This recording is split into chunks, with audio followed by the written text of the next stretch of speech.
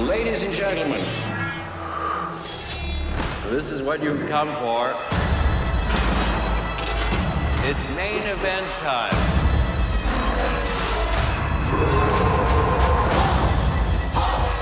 Oh, I've missed this. I'm putting together a team. This team of yours, has it got a name? Yeah, it's called the Revenges. Revenges? I mean, we don't have to have a name. We could have no name.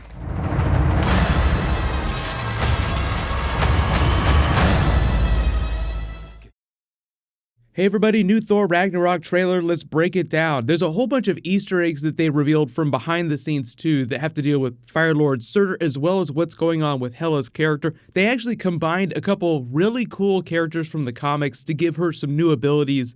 They teased an Infinity Gem behind the scenes, and they revealed how Hulk got to Sakaar. They revealed what happened at the end of Avengers Age of Ultron while he was on that Quinjet.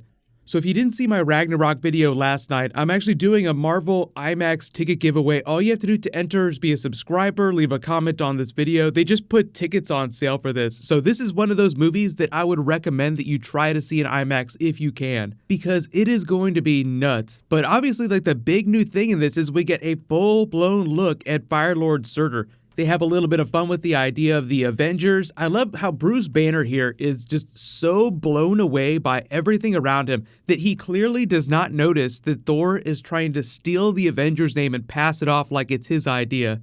So if you weren't sure what's going on with Hulk and Banner in the movie, like all this Planet Hulk stuff that happens early in the movie is all 100% Hulk. Banner is nowhere to be found. So presumably after they have their chill out moment, then you see them looking at that big hole in the sky. That's the first time that he's been Banner in a long time. So the big green guy has been in the driver's chair since Avengers Age of Ultron. Now I know everybody's like, what was going on between now and then? Did he go into outer space? The Quinjets aren't designed to do that. How did this all work?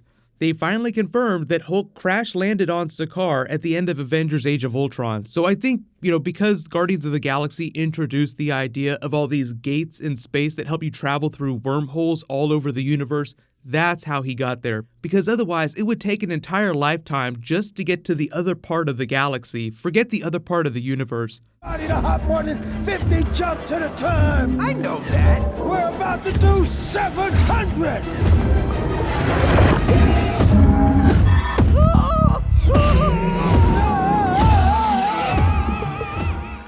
So in the way that you've seen the Guardians of the Galaxy flying around outer space within their own galaxy, Marvel hasn't completely mapped out what the universe looks like yet, so it's still open to interpretation. But for all intents and purposes, Sakaar is on the other side of the universe from Asgard, and I wouldn't say that Asgard is anywhere close to Earth. It's just that they have the Rainbow Bridge, which is essentially a wormhole machine that could take you to anywhere you want to go.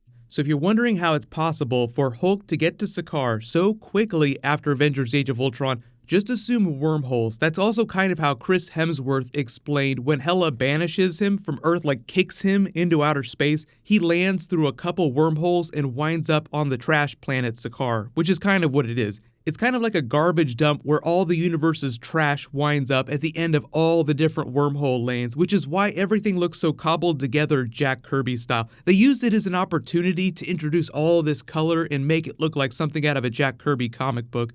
And Tom Hiddleston actually said this funny thing about Hela, so talking about them combining characters from the comics. So just to put this out there, Necro Sword. So if you don't immediately know what that term implies when I'm talking about Hela, they basically combined Gore the God Butcher with the Hela character from the comics. And Tom Hiddleston has this funny roundabout way of talking about Infinity Gem, really powerful related things. He says going into this conflict, everyone is underestimating Hela's power. She has a secret that blindsides them all, and she's been lying in wait all this time for the stage to be set for her return. She's invincible. She is all-powerful, and so everything about her is surprising to Loki and Thor as well.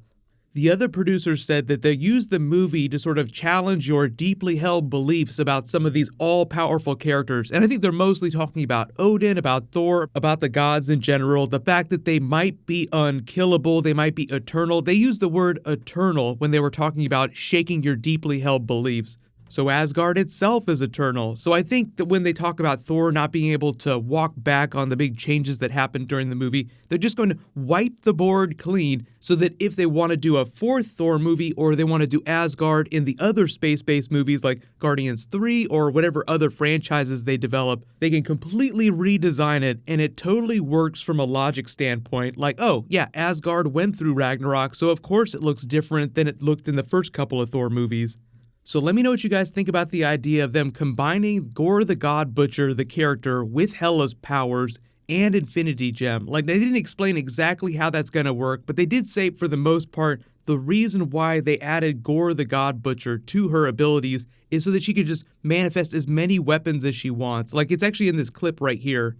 So this kind of explains how she's able to take out all this army at the same time. Then when you see the Asgardians on the bridge with the green glowing eyes that look like they've been mind controlled by her, that's probably Soul Gem. So that's really what I'm taking to mean when Tom Hiddleston says she's invincible. She has a secret power that nobody knows about.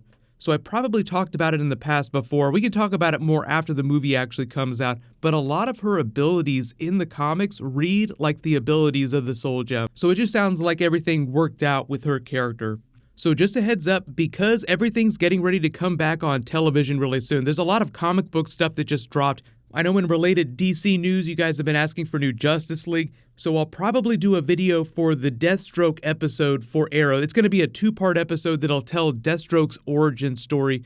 We'll meet an adult version of Jericho, and they confirmed that another Smallville character is going to star on the Titans Nightwing TV show. So I'll probably do videos for that this weekend. Like the Deathstroke video will probably be next, but if there are any other Marvel videos that you guys want me to do for the movies or Infinity War, just let me know in the comments below.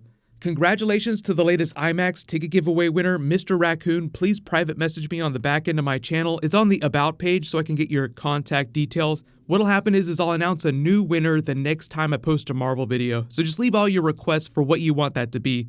But while you wait for everything, click here for that Infinity War post-credit scene video, and you can click here for brand new Flash. Thank you so much for watching. Everybody stay awesome. I'll see you guys tonight.